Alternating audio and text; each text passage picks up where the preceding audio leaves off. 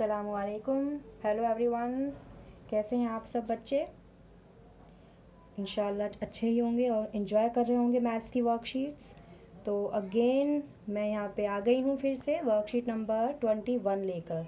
आपको याद हो मैंने आपकी वर्कशीट नंबर 20 बनाई थी जो कि एपी चैप्टर से ली गई थी, चैप्टर नंबर 5 से। लेकिन अब हम करेंगे चैप्टर नंबर 6, यानी कि from 21st worksheet we are going to start a new chapter, that is chapter number 6, जो बहुत इंटरेस्टिंग है और बहुत इजी है क्योंकि इसमें कैलकुलेशन ही नहीं है।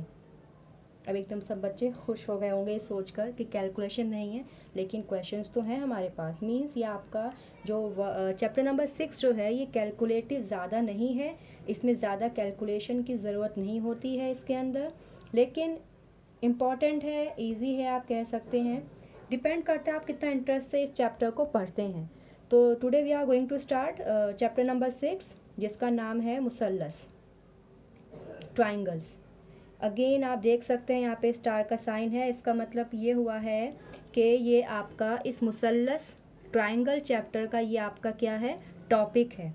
वर्कशीट नंबर 21 जो कि आपको, अरे देखो सेम वर्कशीट नंबर और डेट नंबर सेम है बिल्कुल। वर्कशीट नंबर आपका 21 है और डेट भी आपकी 21 अगस्त है 2020। ठीक है, चैप्टर का नाम है ट्राइंगल्स, मुसल्लस, और इस चैप्टर का जो पहला टॉपिक है आपका वो है सिमिलर ट्राइंगल्स और मुशाबा मुसल्लस, ये आपका टॉपिक है। तो अब देखते हैं इस टॉपिक में क्या कहा गया है। Two figures are similar if they have same shape but they may or may not have same size. देखते हैं उर्दू में। दो इश्काल जिनकी शक्ल यकसा हो लेकिन ज़रूरी नहीं साइज़ भी एक हो तो वो मुशाबा इश्काल कहलाती हैं।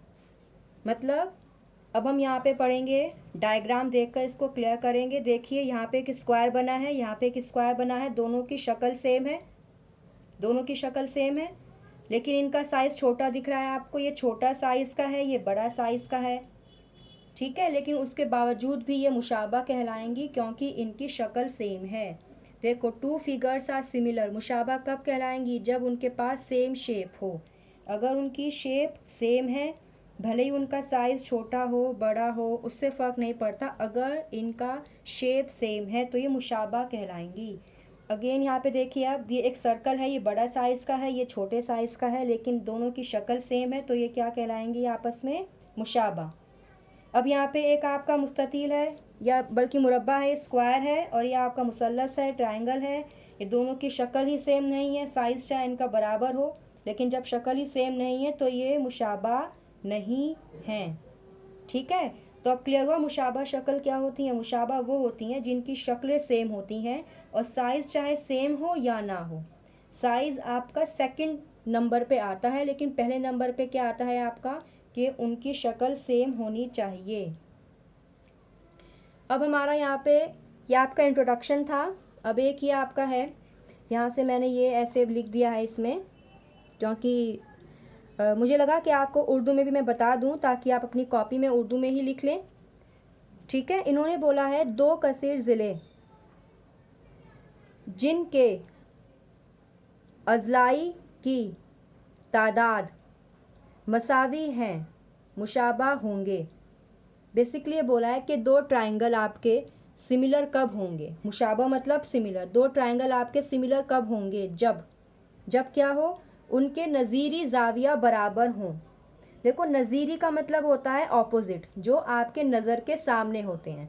जैसे ए के सामने बी है, ठीक है, देखो सॉरी ये आ गया, ए के सामने पी है और बी के सामने क्यू हो गया और सी के सामने आर हो गया, तो ये आपके नज़ीरी हो गए, ये आपके नज़ीरी हो गए, नज़ीरी जाविया। क्लियर हुआ। ऐसे ही अगर इनके नज़ीरी जाविया सेम हो, जैसे एंगल ए एंगल पी के बराबर हो, एंगल बी एंगल क्यू के बराबर हो, एंगल सी एंगल आर के बराबर हो। अगर इनके जाविया नज़ीरी जाविया बराबर हो, और फिर दूसरा क्या होता है, इनके नज़ीरी अज़ला की निस्बत बराबर हो, यानी जो इनके ये हैं साइड्स हैं ये बराबर ना हो, लेकिन जो इनकी निस्बत है, जो इनका रेशो है वो बराबर होना चाहिए। मतलब A B upon P Q किसके बराबर हो, A C upon P R और B C upon Q R, तीनों आपस में बराबर हो, तब जाके कोई भी दो मुसल्लस आपके मसावी कहलाते हैं। मतलब दो मुसल्लस मसावी कब कहलाएंगे, दो बातों पे कहलाएंगे। पहली बात कि उनकी जो नज़ीरी ज़ाविया वो बराबर हो, ठीक है, और दूसरी बात जो उनकी नज़ीरी अज़ला है उनकी निस्बत बराबर हो। इतना क्लियर हुआ? थोड़ा बहुत क्लियर हुआ होगा। अब जब मैं क्वेश्चन पढ़ूंगी तो और क्लियर हो जाएगा आपको, ठीक है। यहाँ से देख लीजिए आप, देखिए वर्कशीट नंबर 21 है आपकी, जो चैप्टर नंबर 6 आपका स्टार्ट हो रहा है। इसमें हमने सिमिलर ट्रायंगल्स के बारे में बताया है, बेसिकली सिमिलर फिगर्स के बारे में बताया है। हमने क्या बताया है कि अगर इनकी शक्लें, दो किसी चीज़ों की शक्लें बराबर हों, भले ही उनके साइज़ छोटा हो या बड़ा हो या बराबर साइज़ हो, तो वो मुशाबा कहलाते हैं। अब दो मुसल्लस मुशाबा कब कहलाते हैं, जब उनके नज़ीरी ज़ाविया बराबर हों और जो उनके नज़ीरी ज़िले हैं उनकी निस्बत बराबर हो, ठीक है। अब मैं क्वेश्चन दिया है हमें इसके रिगार्डिंग, वही मैं क्वेश्चन आपको करा रही हूँ। ये क्वेश्चन है, ये आपके पास दो ट्रायंगल हैं A B C P Q R. A C कितना है 12, A B 7, B C 10, P R 18, P Q हमें पता नहीं है क्वेश्चन मार्क, क्यू आर हमें पता नहीं है क्वेश्चन मार्क। यह आपको दो मुसल्लस दिए हैं और इसमें कहा है ये दोनों मुसल्लस मुशाबा हैं, मतलब सिमिलर हैं। तो अब एकदम से मेरे दिमाग में एक बात आती है ये वाली कि दो ट्रायंगल ये आपका सिमिलर का निशान है, ये इस निशान को याद रखना है, सिमिलर का निशान है, सिमिलर। जैसे कि देखिए आपकी लहर जाती है, लहर कैसे जाती है आपकी, ऊपर से फिर नीचे, फिर ऊपर से फिर नीचे। तो देखिए लहर जा रही है ऊपर से फिर नीचे, ऐसे ऊपर जा रही है फिर नीचे जा रही है, तो ये आपका मुशाबा का सिमिलरिटी का निशान है। जब कोई डायग्राम सिमिलर होंगे तो आप उन डायग्राम के बीच में क्या निशान बनाएंगे, सिमिलरिटी का ये निशान मुशाबा का बनाएंगे। तो मैंने आपको बताया था कि दो डायग्राम, दो फिगर कब मुशाबा होती हैं, जब उनकी दो कंडीशन सेटिस्फाई होती हैं। पहली कंडीशन, उनके नज़ीरी ज़ाविया बराबर होते हैं और उनके जो नज़ीरी ज़िले हैं उनकी निस्बत बराबर होती है, तभी जाके वो मुशाबा होंगे, ठीक है। अब इस क्वेश्चन में देखिए, हमें इस क्वेश्चन में यहाँ पे दो मुशाबा दिए हुए हैं, हमें कहा है कि ये मुशाबा हैं। अब जब ये मुशाबा हैं तो मुझे पता होगा कि ये मुशाबा कब बने होंगे। ये जब बने होंगे जब इनका एंगल ए एंगल पी के बराबर होगा, एंगल सी एंगल आर के बराबर होगा, एंगल बी एंगल क्यू के बराबर होगा। लेकिन हमें एंगल नहीं मालूम करने, तो हम एंगल वाला अपना कॉन्सेप्ट यहाँ पे नहीं लगाएंगे, हम दूसरा वाला कॉन्सेप्ट लगाएंगे, ज़िलों की निस्बत वाला। कैसे कि जो ए बी ज़िला है और जो पी क्यू ज़िला है, A B upon P Q, जो ए बी ज़िला है और जो पी क्यू ज़िला है इसकी निस्बत किसके बराबर आएगी, A C upon P R, और किसके बराबर है, B C upon R Q, ठीक है। देखो इस बात का ख्याल रखना, अगर आप ए बी ले रहे हो ऊपर से नीचे तो यहाँ भी आप ऊपर से नीचे ही लोगे, ए सी ले रहे हो तो आप पी आर लोगे, और यहाँ पे आपने क्या लिया, बी सी लिया तो आप यहाँ पे क्यू आर लेंगे, ठीक है। यानी जब ये दो ट्रायंगल मुशाबा हैं तो इनकी निस्बत आपस में, इनके नज़ीरी ज़ावियों की निस्बत आपस में बराबर होनी चाहिए। अब देखिए ए बी की वैल्यू कितनी है मेरे पास 7, और पी क्यू कितना है, पी क्यू मुझे मालूम करना है तो पी क्यू का पी क्यू ही रख दूंगी, बराबर ए सी कितना है 12 और पी आर कितना है 18, बराबर BC है मेरा 10 और QR है मेरा क्वेश्चन मार्क, तो मैं QR ही रख दूंगी। ये क्वेश्चन बहुत ज़्यादा इंपॉर्टेंट है। ये क्वेश्चन 2 नंबर में आता है और बहुत बार 1 नंबर में आता है। ज़्यादा नंबर का तो ये आता नहीं है, लेकिन आता 100% है। और 1 और 2 नंबर भी बहुत इंपॉर्टेंट होते हैं। और ये इजी इतना ज़्यादा है कि आप बहुत ईजिली बिना किसी हार्ड कैलकुलेशन के या बिना किसी हार्ड थ्योरम के आप ये अपने 1 या 2 नंबर जो भी हैं वो ईजिली अपने ले सकते हैं। ठीक है, तो अब देखिए मेरे पास आ गई वैल्यूज़।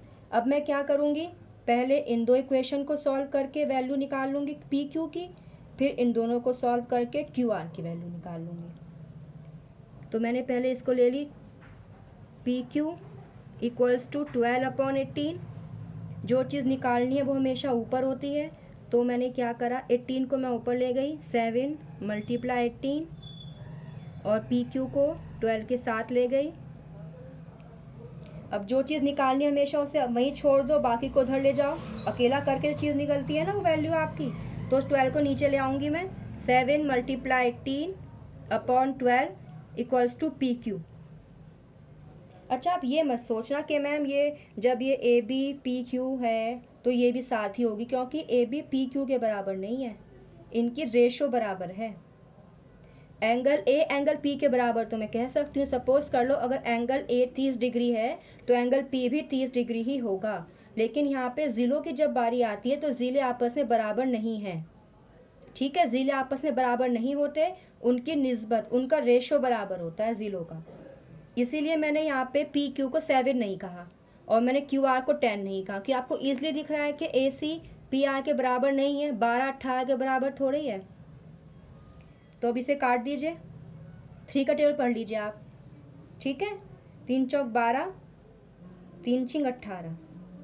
अब 2 का पढ़ लीजिए, 2 2 ज़ा 4, 2 3 ज़ा 6। तो कितना आगे, 7 × 3/2 इक्वल्स टू PQ। ठीक है, कितनी वैल्यू आ गई PQ की आपकी, 7 या 21, 21/2 सेंटीमीटर, या जो भी यूनिट आपको दी होगी आप वो लिख देना। फिलहाल तो इस क्वेश्चन में कोई यूनिट नहीं दी है। अब ऐसे ही आप, पहले आपने इन दोनों को लिया, अब आप इन दोनों को लेंगे। 12/18 इक्वल्स टू 10/QR। तो QR ऊपर चला गया, 12 × QR और 10 × 18। ठीक है, अब क्या करेंगे आप, अब इस QR को मुझे अकेला करना है, तो 10 × 18, ये 12 नीचे आ जाएगा। अब फिर काट दो, 2 छिंग 12, या आप वैसे काट सकते हो, 3 के टेबल से काट दो चाहे तो आप, या ऐसे काट दो, 2 9 18। अब 3 दूनी 6 और 3 तिया 9। अब 2 एकम 2 और 2 पंजे 10। तो आपकी QR कितनी आ गई, 5 × 3 और नीचे 1 है तो मैं नहीं लिख रही हूँ। तो QR कितनी आ गई आपकी, 5 3 ज़ा 15। ये QR की वैल्यू 15 आ गई आपकी। ठीक है, आप ये निस्बत वाला फॉर्मूला कब लगाएंगे, जब आपको मुशाबा गिवन हो, जब सिमिलर गिवन हो ना। सिमिलर का जो निशान है, ये जो निशान है ये सिमिलैरिटी का निशान है। जब कोई 2 फिगर आपकी, जब कोई 2 मुसल्लस आपके सिमिलर हों, तभी आप ये साइड वाला फॉर्मूला लगा सकते हैं। ठीक है, देखो 1 2 3 4 5 6 साइड है इसके अंदर, 3 इसकी और 3 इसकी। समझ में आया आपको, ये आपकी 6 साइड है। अब इन 6 साइड में से कोई भी एक साइड पूछ लेंगे या 2 साइड पूछ लेंगे। जैसे आपको यहाँ पे 2 साइड पूछनी है, लेकिन फॉर्मूला आपका ये सिमिलैरिटी वाला ही लगेगा। देख लीजिए आप अभी दोबारा से। सिंपल आपने बताया कि सिमिलर होते क्या हैं, फिर आपने कहा ट्राइंगल 2 सिमिलर कब कहलाएंगे, जब उनके नज़ीरी जाविया बराबर हो और उनके नज़ीरी ज़िलों की निस्बत बराबर हो। ठीक है, इसके ऊपर मैंने क्वेश्चन भी कराया आपको।